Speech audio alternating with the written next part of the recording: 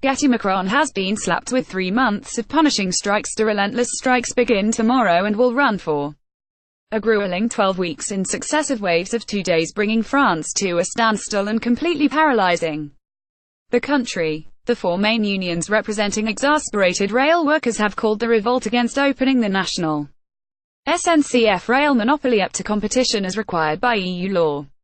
The militant unions have been up in arms over Macron's plot to scrap jobs for life for 260,000 workers of the debt-ridden, state-owned SNCF rail, and their right to retire in their 50s in an attempt to whip them into line with the public sector. GETTYMacron has suffered a shock crash in pollsState-appointed head of SNCF, Guillaume Pepy, told Le Journal du Dimanche. This strike is going to hit customers hard. It is designed to have a maximum impact on traffic. Transport Minister Elisabeth Borne pledged a gradual opening of the rail network to competition from 2020 and assured furious workers that existing rail workers will have to make few sacrifices. She told Le Parisien newspaper, "Current rail workers will keep their employment status and most of their advantages if they are moved to a competitor. In these conditions, I've got to ask, what's the problem?" The strikes follow news that Macron's popularity continues to plummet, just 10 months after he swooped in and scooped the presidency.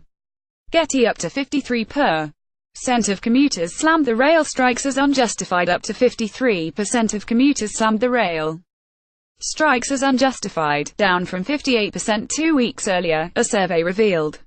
His approval ratings have also crashed by 11% according to a recent poll.